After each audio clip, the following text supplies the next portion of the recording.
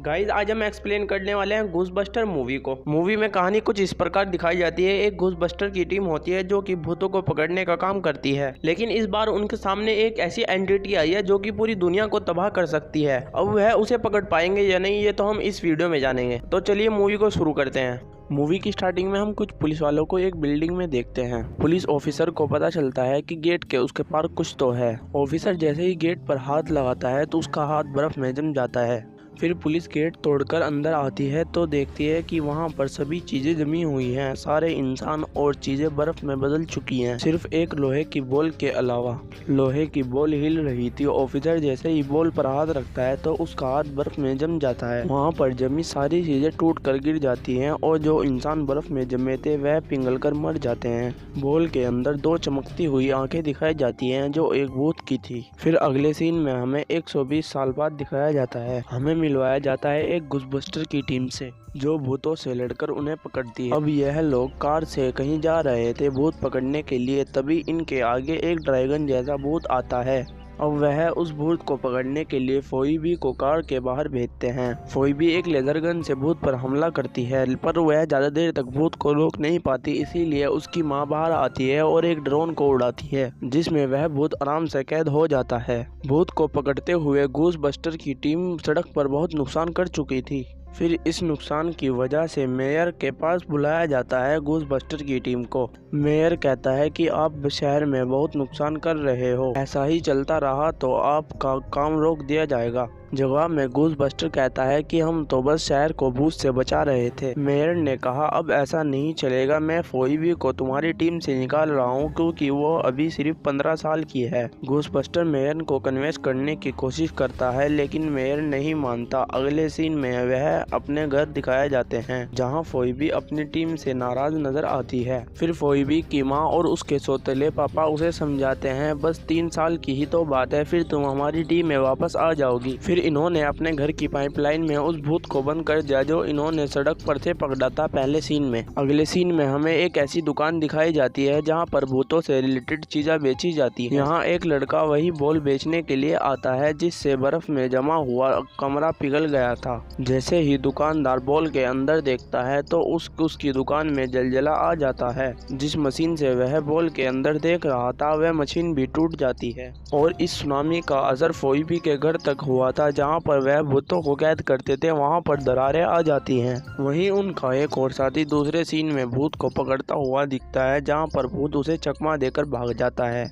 भूत की भागने की खबर अपनी टीम को देता है और वह भूत को पकड़ने के लिए उसके पीछे निकल जाते हैं, पर फोइबी को वह लोग अपने साथ नहीं ले जाते क्योंकि वह टीम से बाहर थी। फोइबी को बहुत बुरा लगता है। फिर वह अकेली चेस खेलने लगती है, तभी चेस की गोटियां खुद ही चलने लगती हैं। फोइबी समझ जाती है कि यहाँ पर कोई भूत है। फिर वह भूत फोइबी के सामने आता है और पूछता है तुम्हें डर नहीं लग रहा मेरे से? फोइबी कहती है कि मेरा तो रोज का काम है। फिर वह भूत फोइबी को चेस में हरा देती है। अगले सीन में दिखाया जाता है फोइबी के पापा एक घोस्ट इंजीनियर को उस पाइपलाइन को ठीक करने के लिए बुलाते हैं। इंजीनियर कहता है यहाँ पर किसी बड़ी ताकत ने हमला किया था, लेकिन परेशानी की बात नहीं है, हमारे लैब में उसे काबू करने की भी मशीन है। घोस्टबस्टर्स वह मशीन देखने के लिए लैब में जाते हैं। वहाँ इंजीनियर उन्हें एक ऐसी मशीन दिखाता है जो किसी भी चीज के अंदर से भूत को निकाल देती है और दूसरी चीज में कैद भी कर देती है। फिर अगले सीन में घोस्टबस्टर्स को अपने घर दिखाया जाता है जहाँ पर उन्हें एक कॉल आती है और वह भूत पकड़ने के लिए चले जाते हैं। उनकी पूरी टीम के जाने के बाद घर पर फोइबी अकेली होती है, तभी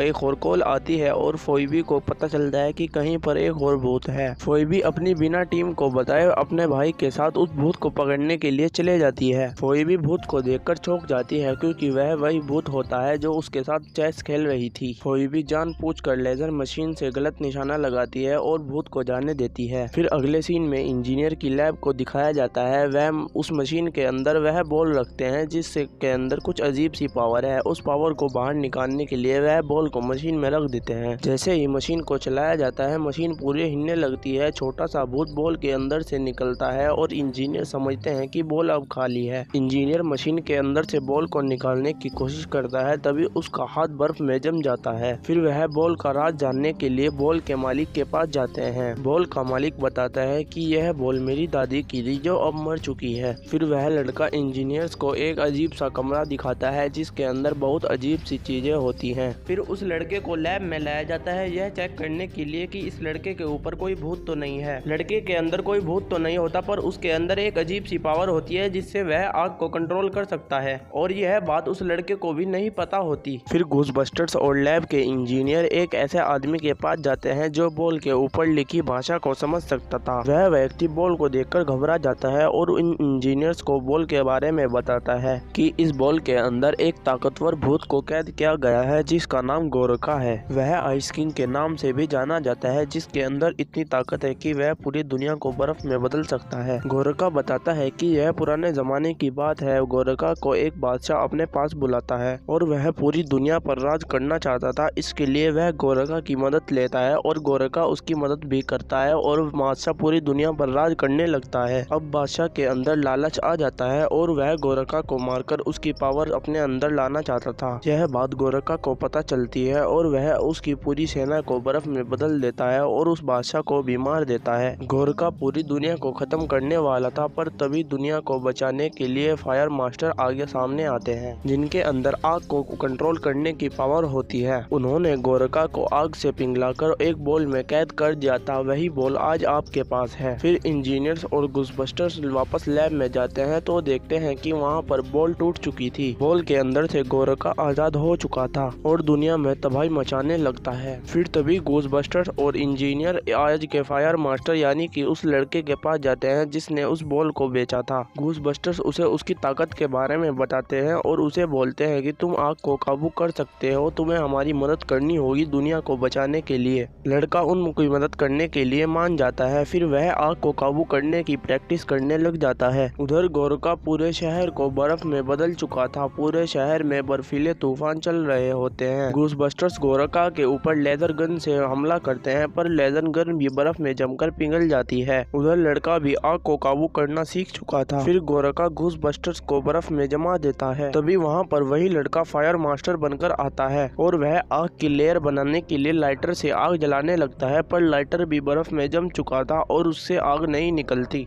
गोरखा फायर मास्टर को भी बर्फ में जमा देता है। फिर गोरखा पूरी दुनिया को खत्म करने के लिए बहुत सारे भूतों को इकट्ठा करने लग जाता है। फिर वहाँ पर वही भूत आता है जो फोइबी के साथ चेस खेल रही थी। वह आग जलाकर फायर मास्टर लड़के के ऊपर फेंकती है। लड़के की सारी बर्फ पिघल जाती है और लड़का आग की एक चिंगारी से पूरी आग की लेयर बना देता है और गोरखा पर अटैक करता है। फिर घोस्टबस्टर भी बर्फ से बाहर आ चुके थे। फिर सारे घोस्टबस्टर मिलकर एक बड़ी लेजर गन से गोरखा पर अटैक करते हैं। गोरखा अब काबू में आने लगा था। फिर वह गोरखा को अपनी पाइपलाइन में कैद कर देते हैं। फिर पूरे शहर के ऊपर से बर्फ की लेयर हट जाती है और पूरा शहर वापस नॉर्मल हो जाता है। पूरा शहर घोस्टबस्टर्स की टीम को शुक्रिया कहता है और यहीं पर यह मूवी एंड होती है।